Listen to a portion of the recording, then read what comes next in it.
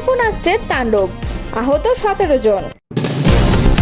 ট্রাম্পের সংঘাত সামলানো নিয়ে চরম উদ্বিগ্ন মার্কিন ইরানি কংগ্রেস সদস্য। ইসরায়েলের ফের ব্যালিস্টিক ক্ষেপণাস্ত্র হামলা চালিয়েছে ইরান।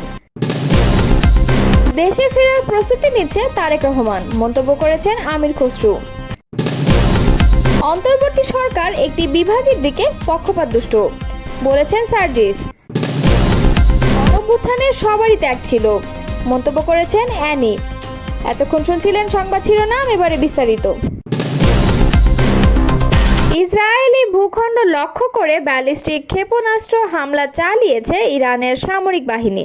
শুক্রবার ইসরায়েলের বিভিন্ন প্রান্তে এই হামলা চালানো হয়েছে। প্রত্যক্ষদর্শী ও ইসরায়েলি সেনাবাহিনীর বরাত দিয়ে ব্রিটিশ বার্তা সংস্থা রয়টার্সের এক প্রতিবেদনে এই তথ্য জানানো হয়েছে। এতে বলা হয়েছে, ইরান থেকে ইসরায়েলি ভূখণ্ডে ব্যালিস্টিক ক্ষেপণাস্ত্র নিক্ষেপ করা হয়েছে বলে শুক্রবার ইসরায়েলি সেনাবাহিনী জানিয়েছে। ইসরায়েলের প্রতিরক্ষা বাহিনী বলছে, ইরানি ক্ষেপণাস্ত্র প্রতিহত করার জন্য ইসরায়েলের প্রতিরক্ষা ব্যবস্থা সক্রিয় করা হয়েছে। ক্ষেপণাস্ত্র প্রতিহত করার জন্য কাজ শুরু করেছে প্রতিরক্ষা ব্যবস্থা। এদিকে জেরুজালেম ও তেল আবিবে বিস্ফোরণের শব্দ শুনতে পেয়েছেন বলে রয়টার্সকে জানিয়েছেন প্রত্যক্ষদর্শীরা। ইসরায়েলের সেনাবাহিনী বলছে, ইরানের ক্ষেপণাস্ত্র ধেয়ে আসায় বাসিন্দাদের সুরক্ষিত স্থানে আশ্রয় নেওয়ার নির্দেশ দেওয়া হয়েছে। পরবর্তী নির্দেশ না দেওয়া পর্যন্ত বাসিন্দাদের সেখানে থাকতে বলা হয়েছে। ইরানের গণমাধ্যম খবরেও ইসরায়েলে ক্ষেপণাস্ত্র হামলা শুরু হয়েছে বলে জানানো হয়েছে। ইসরায়েলের গণমাধ্যমে বলা হয়েছে, ইরান ক্ষেপণাস্ত্র নিক্ষেপ করায় ইসরায়েল জুড়ে সাইরেন বাজিয়ে বাসিন্দাদের সতর্ক করে দেওয়া হয়েছে। যুক্তরাষ্ট্রের কংগ্রেসের সর্বকনিষ্ঠ নারী সদস্য ইয়াসমিন আনসারি একজন ডেমোক্রেট ও ইরানি বংশোদ্ভূত। এই কংগ্রেসম্যান বলেন, প্রেসিডেন্ট ডোনাল্ড ট্রাম্প যেভাবে ইসরায়েল ইরান সংঘাত সামলাচ্ছেন তা নিয়ে তিনি চরমভাবে উদ্বিগ্ন। খবর বিবিসির। তিনি বলেন, আমাদের এমন একজন প্রেসিডেন্ট আছেন যিনি প্রতিদিন তার মতো পাল্টান, কেউই তার কথা বিশ্বাস করে না। তিনি ইরাক যুদ্ধের প্রসঙ্গ টেনে বলেন, এ অঞ্চলে যুক্তরাষ্ট্রের কোনো ভালো বা সফল ইতিহাস নেই, তাই হস্তক্ষেপ করা উচিত হবে না। আনসারি বলেন, মনে রাখা জরুরি যে ইরানিরা মানে সেই শাসক গোষ্ঠী নয়। বিপুল সংখ্যক মানুষ ইসলামী প্রজাতন্ত্রের বিরোধী, যারা 1979 সাল থেকে এ শাসন ব্যবস্থার কাছে বন্দী হয়ে আছে। তাদের দেশে এমন বোমা বর্ষণের শিকার হওয়ার কথা না। তিনি ট্রাম্পকে কূটনৈতিক সমাধানের ওপর জোর দিতে আহ্বান জানান। তিনি মনে করেন, অপ্রয়োজনীয়ভাবে আমেরিকান সেনাদের প্রাণহানি এড়ানো যায়।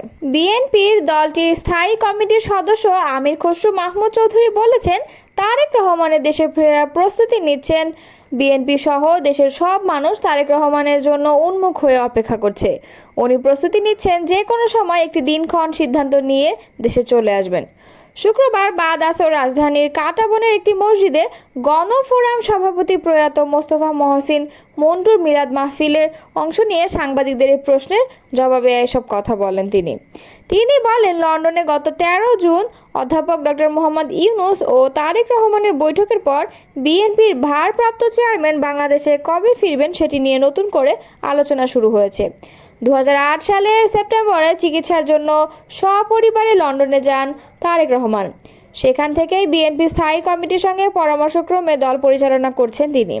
সে সময় সাংবাদিকদের অপর এক প্রশ্নের জবাবে আমির খসরু বলেন, পোস্টার বাতিল এবং নির্বাচন সংক্রান্ত আরপিও সংশোধনের বিষয়ে সব রাজনৈতিক দলের সঙ্গে আলোচনা করে নির্বাচন কমিশন সিদ্ধান্ত নেবে। অন্তর্বর্তীকালীন সরকার একটি বিভাগের দিকে পক্ষপাতদুষ্ট বলে অভিযোগ করেন জাতীয় নাগরিক পার্টি এনসিপির মুখ্য সংগঠক সার্জিস আলম।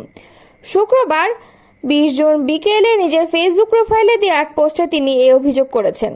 ওই পোস্টে সার্জিস আলম লেখেন, এই অন্তর্বর্তীকালীন সরকারের অন্যতম সীমাবদ্ধতা হলো উপদেষ্টা পরিষদ থেকে শুরু করে উন্নয়ন বরাদ্দ এবং অনেক ক্ষেত্রে তারা একটি বিভাগের দিকে পক্ষপাতদুষ্ট। বিএনপির কেন্দ্রীয় যুগ্ম মহাসচিব শহীদ উদ্দিন চৌধুরী অ্যানি বলেছেন, জুলাই আন্দোলন হঠাৎ করে হয়নি, এটি একটি গণ অভ্যুত্থান। এখানে সবার ঘাম ছিল, সকলের ত্যাগ ছিল। শুক্রবার জগন্নাথ বিশ্ববিদ্যালয়ের সাংবাদিক সমিতির 2 দশকে পদার্পণ উপলক্ষে গণতন্ত্র পুনরুদ্ধার, গণমাধ্যম ও রাজনৈতিক নেতৃত্বের ভূমিকা শীর্ষক আলোচনা সভায় তিনি এসব কথা বলেন। অ্যানি বলেন, ফ্যাসিস্টদের বিরুদ্ধে যারা কথা বলেছিল তারাই জেল খেটেছে, জুলুমের শিকার হয়েছে, বছরের পর বছর মানুষের এই স্বৈরশাসকের বিরুদ্ধে লড়েছে। জুলাই আন্দোলনে যারা নেতৃত্ব দিয়েছে, যারা শহীদ হয়েছে, তাদের প্রতি শ্রদ্ধা নিবেদন করছি। তিনি আরও বলেন, গুমের একটি নতুন সংস্কৃতি ফ্যাসিস্ট হাসিনা এদেশে তৈরি করে দিয়েছে। আমরা শুধু নির্বাচনের জন্যই আন্দোলন সংগ্রাম করিনি, আমরা দেশকে নতুনভাবে গড়তে চাই। তারেক রহমানের ৩১ দফার বাস্তবায়ন করে দেশকে এগিয়ে নেব। আমরা ফ্যাসিস্ট সরকারের বিচার চাই, বিচার এবং সংস্কার চলছে। এটা একটি চলমান প্রক্রিয়া, আমাদের ঐক্য আরও সুদৃঢ় করতে হবে। ইসরায়েল লক্ষ্য করে বেশ কয়েকটি ক্ষেপণাস্ত্র ছুড়েছে ইরান।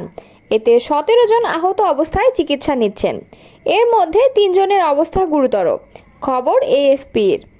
এক বিবৃতিতে ইসরায়েলের সামরিক বাহিনী জানিয়েছে, অল্প কিছুক্ষণ আগে ইরান থেকে ছোড়া ক্ষেপণাস্ত্র শনাক্ত হওয়ার পর দেশজুড়ে বিভিন্ন এলাকায় সাইরেন বেজে উঠেছে। আল জাজিরা জানায়, ইসরায়েলি সামরিক বাহিনী এক্স হ্যান্ডেলে জানিয়েছে, ইরানের ছোড়া ক্ষেপণাস্ত্র ঠেকাতে তাদের প্রতিরক্ষা ব্যবস্থা কাজ করছে। দেশবাসীকে আশ্রয়কেন্দ্রে ঢোকার পরামর্শ দেওয়া হয়েছে। সর্বশেষ এই ক্ষেপণাস্ত্র হামলায় ইসরায়েলে আহতদের মধ্যে ১৬ বছর বয়সী এক তরুণের অবস্থা গুরুতর। দেশটির জরুরি সেবাদাতা প্রতিষ্ঠান মাগেন ডেভিড অ্যাডামের বরাত দিয়ে এএফপি কথা জানিয়েছে। এক বিবৃতিতে এমডিএ জানায়, আহতদের চিকিৎসা দেওয়া হচ্ছে। ১৬ বছর বয়সী তরুণকে গুরুতর অবস্থায় হাসপাতালে নেওয়া হয়েছে।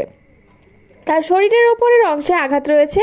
আর এক ৫৪ বছর বয়সী ব্যক্তির অবস্থা খুব বেশি গুরুতর নয়, তিনি পায়ের নিচের অংশে আঘাত পেয়েছেন।